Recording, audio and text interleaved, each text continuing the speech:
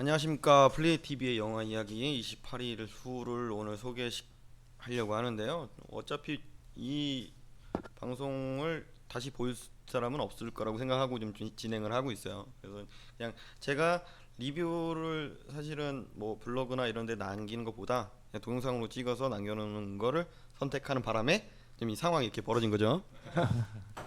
된 거죠. 자, 오늘 함께 하실 분은 제가 원피고요. 그다음에 저희가 같이 게임도 하고 같이 얘기도 나누는 투피님이 되겠습니다. 네, 안녕하세요, 투피입니다. 오늘 같이 재미난 영화 소개를 해봤으면 좋겠습니다. 일단 이 오늘 소개시켜드릴 영화는 28일 후라는 제목을 갖고 있는 영화예요. 굉장히 좀비물이고 그다음에 청소년 관람 불가고 그다음에 이 영화를 만든 감독 자체가 굉장히 사람들이 이해를 하지 못하는 영화를 좀 많이 만들었어요. 이 영화 같은 경우에는 처음에 개봉 당시만 해도 사람들이 많이 주목을 안 했었던 영화이기도 하고요. 그러고 난 다음에 점점 매니아층이 생겨서 지금은 이 영화에 대해서 아는 사람들은 좀비물이나 이런 것들을 좋아하는 사람들한테는 굉장히 그 호평을 받고 있는 영화이기도 합니다. 평점 자체가 좋죠. 지금 평점이 7점. 지금 네이버 평점으로는 네티즌 평점 7.82를 기록하고 있거든요. 근데 내용들을 리뷰나 이런 것들을 좀 보면 사람들이 대부분 그 점수가 굉장히 높아요. 대체적으로 근데 이해를 못하는 사람들이 가끔 있죠. 그래서 이제 1점이라는 것도 있고. 이런 영화 왜 나왔는가? 그래서 일단 전반적인 좀 내기를 좀 하고 싶어서 지금 이 영화를 들고 나왔고요. 이 영화를 이제 뭐 줄거리를 네이버에 보시면 저희가 지금 갖고 있는 이게 네이버에 나와 있는 그대로의 내용을 갖다가 스크린을 올려놓고 지금 말씀을 드리는 건데요. 여기 나와 있는 그 내용 줄거리를 봤을 때는 굉장히 좀 이상했어요. 처음에 영화를 본 사람으로서 자, 슬로건이라고 내세운 건 세상이 분노하기 시작했다. 공포의 새로운 차원을 여는 하이쇼크 호러러. 하이쇼크. 도대체 저 하이쇼크 호러가 뭐죠? 하이쇼크. 글쎄요, 하이쇼크. 뭐 말 그대로만 풀이를 하자면 뭐 굉장히 쇼킹한 좀 충격적인 내용의 호러라고 얘기가 나오는데요. 자, 이 영화는 기본적으로 우리가 지금 하고 우리 그 플레이어 TV에서 지금 뭐 열심히 플레이하고 있는 프로젝트 존보이드라는 게임에서도 보여지듯이 그냥 좀비물이고 도망치고 생존하는 뭐 결국에 어떻게 되는지는 정확하게 나오지 않는 엔딩이 없는. 나중에 이 속편도 만들어져서 28주 후라는 속편이 만들어졌는데 그건 사실은 굉장히 졸작이라고 저는 평가하고 싶어요. 모든 영화 자체가 다 속편이 흥하지는 않은 편이죠. 몇 작이 없죠. 대체적으로. 그래서 어쨌든 간에 이제 뭐 처음에 이제 시작을 할 때 이 영화가 굉장히 처음에 시작할 때 보면 굉장히 특이해요. 영장물이라고 영장물? 그러니까 뭐 영장류? 영장류라고 얘기하는 침팬지인지 뭐 오랑우탄인지 정확하게는 저도 지금 기억은 안 나는데 그 동물한테 그 연구실 같은 곳에서 굉장히 공포스러운 아니면 굉장히 폭력적인 이런 영상들을 계속 보여주게 되죠. 그래서 분노 수치를 굉장히 높일 듯한 영상들을 계속 보여주게 돼요. 근데 이게 저는 이해가 안 가는 부분은 뭐냐면 이게 사람한테 보여준다면 이게 굉장히 화가 치미는 영상이긴 할 텐데 그 영상을 동물한테 보여줘도 이렇게 분노가 치미는 건지 그 부분에 대해서는 정확하게 잘 모르겠어요. 근데 어쨌든 영화에서는 감독이 얘기하는 부분은 이 좀비가 될 때 어떻게 돼서 좀비가 됐나. 근데 사실은 좀비는 아니거든요. 이게 좀비는 아닌데 감염된 바이러스에 감염된 좀비 같은 이성이 좀 없고 그냥 폭력만 남아 있는 그런 상태. 그러니까 분노 수치가 너무 높아서 사람의 이성을 잊어버린 그죠? 그 정도의 사람을 갖다가 좀비화를 시켰다라고 생각하면 될 것 같아요. 약간. 그죠? 살짝 좀비.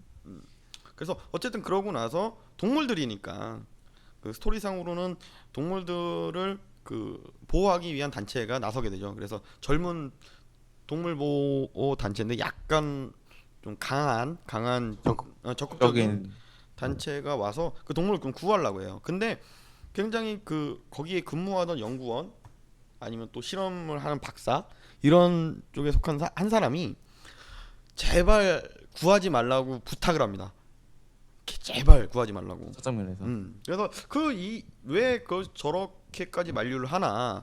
왜냐면 자기가 목숨을 위협을 받고 있는 상황인데 왜 그렇게까지 만류를 하나라고 생각하고 영화는 시작하게 돼요. 그러면서 어쨌든 간에 거기서 비명도 나고 뭐 어쨌든 간에 뭐 소리가 막 잠깐 지나가고 이제 주인공이 드디어 이제 28일 후라는 멘트와 함께 깨어나게 됩니다. 근데 이 주인공은 병원에서 깨어나게 되는데 약간 수술을 받았던 흔적이 있어요. 머리가 한쪽이 없고 깎여 있고 조금 자라 여기 있는. 나와 있네요. 그 줄거리에서는 정확하게 교통사고를 당해서 의식을 잃어 있었다. 설명되는데 근데 머리는 깎은 거는 머리를 다쳐서 뭐 그럴 수도 있겠죠. 네. 근데 이분 같은 경우는 병원에서 일어나서 뭐 링겔도 맞고 있었고 머리도 한쪽 깎여 있고 수술복을 입고 그렇게 깨어났는데 근데 주위에 아무것도 없었던 거예요. 아 물론 병원 아니니까 뭐 주사도 있고 뭐도 있고 다 있겠지만 일단 기본적으로 사람이 없었죠. 사람이 없었고 그다음에 뭐 나가봤는데도 뭐 아무도 없는 굉장히 광활한. 근데 이 영화에 굉장히 놀랬던 점이 하나 있어요. 이 영화에도 굉장히 놀랬던 점은 이 영화를 찍기 위해서 영국의 맨체스터에다가 부탁을 했죠.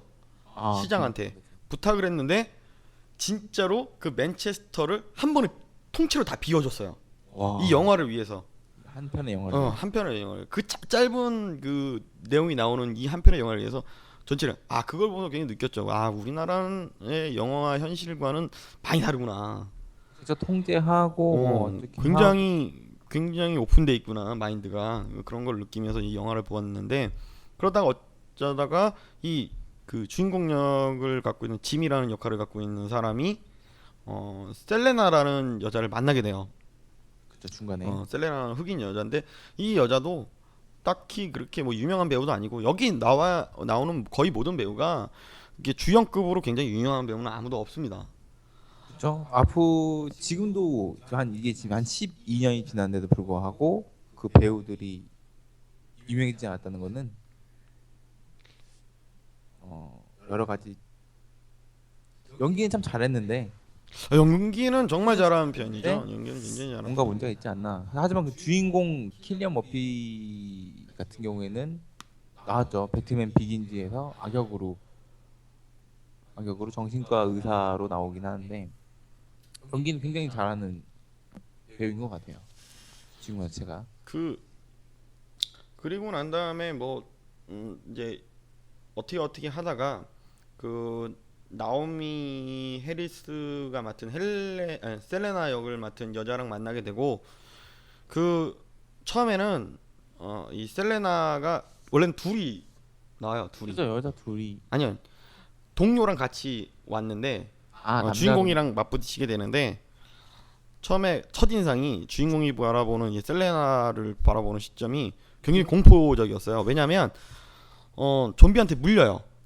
근데 셀레나가 아무런 꺼리낌 없이 그 같은 동료를 칼로 찔러 죽여버리죠. 칼로 찔러 죽여버려서 굉장히 공포를 느껴요. 근데 기댈 사람이 그 셀레나밖에 없는 거예요. 사람이 없으니까. 사람이 없으니까. 그래서 같이 여행을 떠나게 되죠. 그렇죠. 생존을 위해서. 처음에는 그 주인공을 좀 보살펴주는 역할로 셀레나가 나오게 되고 보호해주는 역할. 그러다가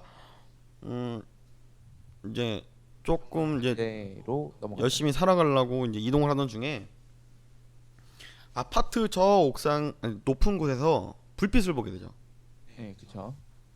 불빛을 보게 돼서 저길 찾아가자라고 해서 찾아가서 가려고 하다가 좀비한테 쫓겨요. 그래서 또 다른 뭐 출연자인 그 프랭크 가족을 만나게 됩니다.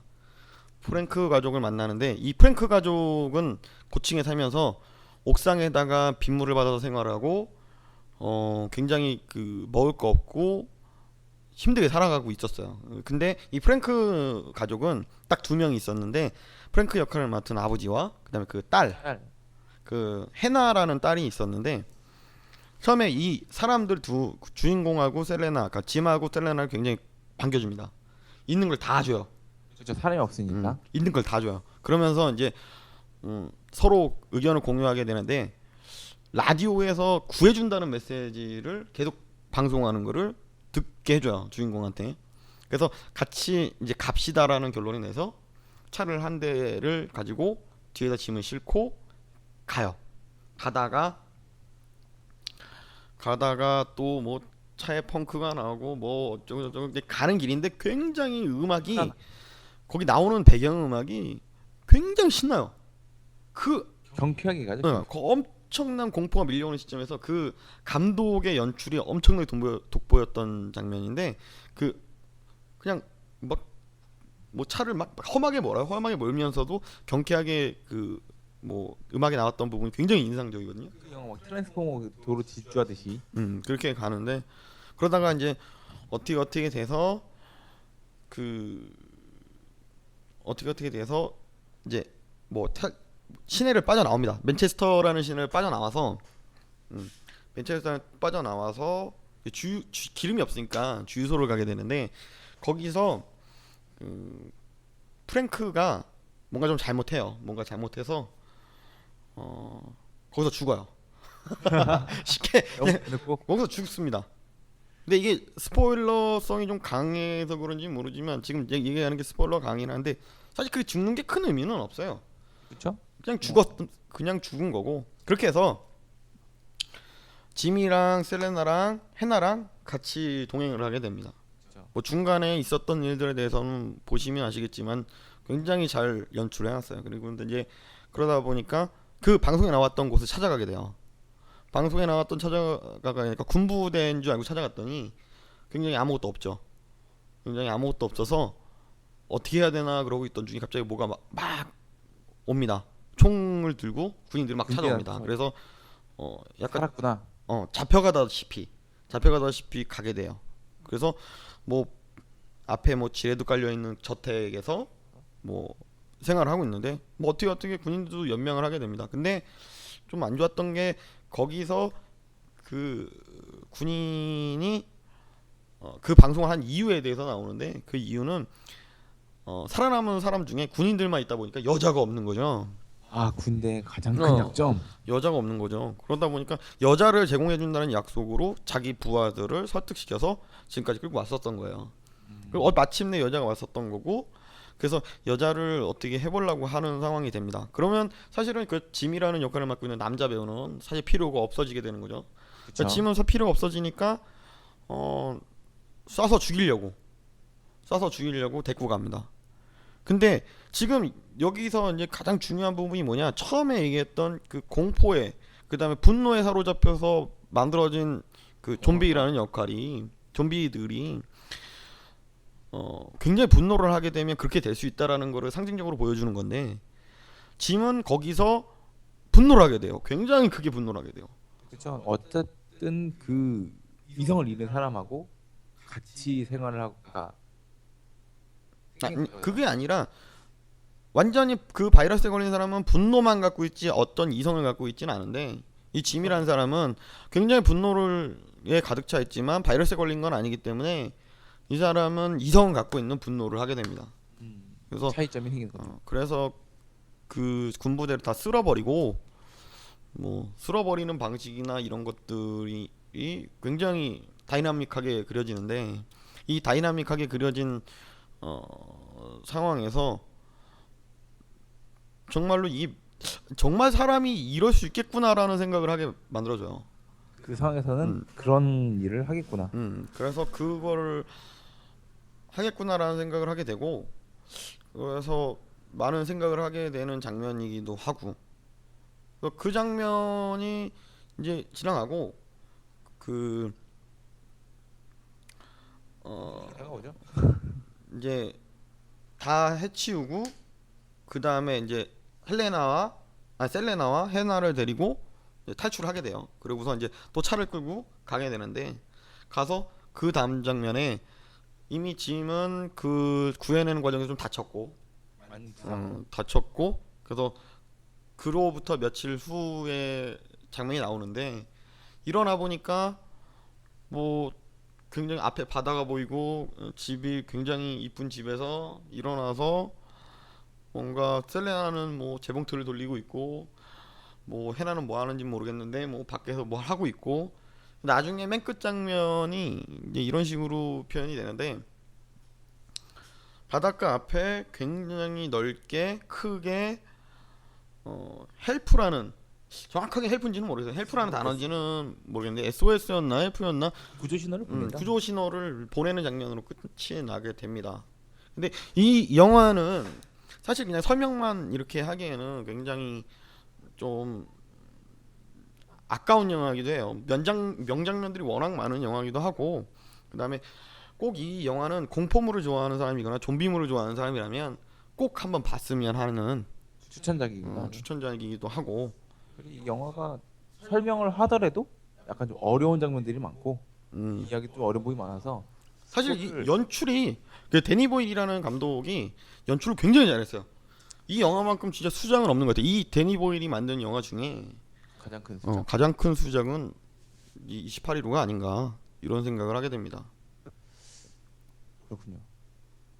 물론 뭐 배우들도 연기들을 다 잘해서 그래 맞는 상황에 맞는 연기를. 네, 어색한 건 있었어요. 어색한 건 있었어요. 아무래도 살짝 뭐 그 신인 배우들도 있었고 이렇다 보니까 어색한 부분도 있었는데 이 영화 자체에서 풍기는 뭐 넌센스적인 이런 그 장면들 하나하나가 굉장히 와닿게 만들어주는 영화였어요. 그래서 그런지 모르겠지만 그 매니아들 사이에서는 굉장한 수작으로 꼽히는 영화이기도 합니다. 이 영화가. 시나리오도 좋은 편이고. 그래서 그 혹시 못 보신 분이 있다면 이 영화는 꼭 한번 보셨으면 하는 마음에서 저희도 이 영화를 포스팅을 동영상으로 좀 하고 남겨봅니다. 남겨보는 것 같아요. 일단 뭐 짧은 얘기지만 뭐 내용 자체가 워낙 훌륭한 영화고 스토리도 탄탄한 영화라서 다만 이 영화를 보시고 너무 재밌어서 속편을 보실 분들이 있다면 사실 그건 좀 약간 좀- 말리고 싶습니다. 궁금하신 분은 보는 건 상관없지만 그 네. 단순하게 킬링 타임용으로 보신다 그러면은 그거는 이해를 하겠지만 그게 아니라면은 솔직히 28일 후가. 28일 후가 거기서 끝난 것 같아요. 근데 뭐 들리는 소문에는 뭐